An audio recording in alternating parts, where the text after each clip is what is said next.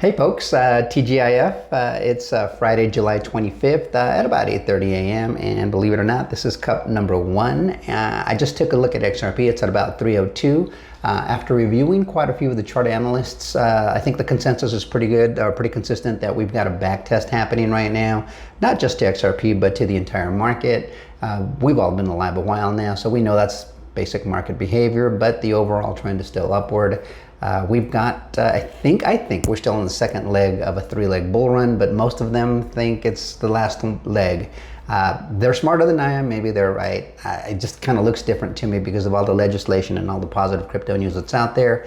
I'm starting to feel like the momentum is heavily in favor of some of these ISO 20022 coins. And so I don't think their bull run cycles are going to be the same as most of the other market at this point anymore. That's just my thinking. But I typically mostly talk about XRP. But this is related to XRP because we're going to talk about Chainlink today. And Chainlink is an information oracle. Why does that matter with XRP? Well, after the Genius Act has been passed, and you all know we have RLUSD. That's Ripple's own stablecoin, and it is like the gold standard of stablecoins in how it's regulated. It's the most regulated one, and so Chainlink provides real-time information for whenever this stablecoin is bought and sold. So you have a buyer and a seller, and then you're going to have a third nonpartisan party, which is what Chainlink is. This guy doesn't have to take this guy's word for it that the coin is worth XYZ, and this guy doesn't have to take this other guy's, the seller's word or the buyer's word for it that the coin has a certain value. Chainlink is a nonpartisan information oracle, and it's also going to offer some compliance, some compliance oversight as a third party to make sure everything's being done on the up and up. I can't give it to you as technically as the people over at Chainlink can, but check this. This is Sergey Nazarov. He's the co-founder of Chainlink, and Chainlink, as I mentioned earlier, is an information oracle. So basically, if you have a buyer and a seller, you're gonna not trust each other, right? And imagine a buyer and a seller around the world, right? Well, there's one here in the United States, another one over there in Australia. And so you're going to need a nonpartisan third party and something that won't have a bias, and that's where Chainlink comes in. It's going to give you the up to the second pricing on any kind of asset, right? Any kind of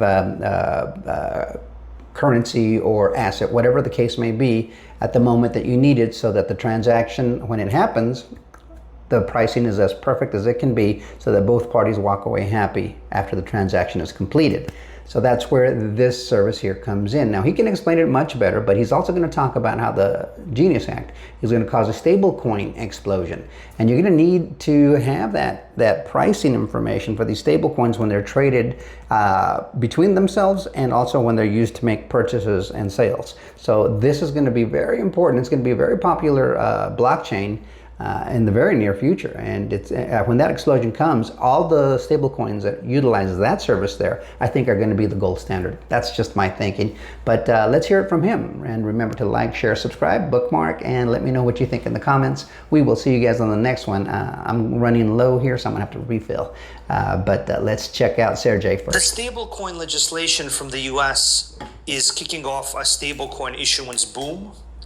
That stablecoin issuance boom will include all the banks, some asset managers, and probably most tech companies.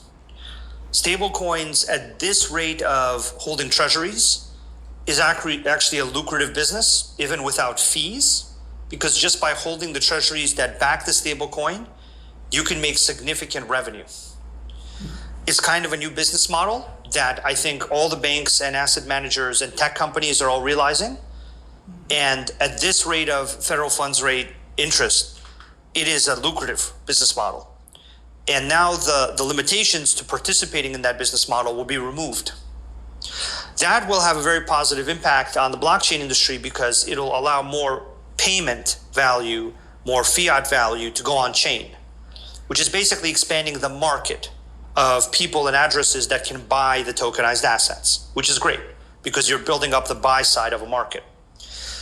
The sell side of the market are the tokenized funds. So the asset management industry is where most of the world's wealth resides. The fund structure is where most of that wealth is housed. And so the tokenization of funds is basically the tokenization of financial ecosystem, the financial system's assets. BlackRock's early efforts with this are well noted by many others. There's now many other asset managers that have gone on to tokenize their funds. That trend is massively accelerating. And what Chainlink does in both of these trends is it provides critical data, for example, proof of reserves for stablecoins and net asset value data for tokenized funds, without which you don't really know what's there and you can't really make these things function properly. Chainlink provides the connectivity between these two buy-side and sell-side addresses. So it exchanges the stablecoin for the tokenized fund. And now Chainlink is providing the compliance standard and identity standard with CCID and the automated compliance engine that allows the transaction to actually work across chains from a compliance point of view.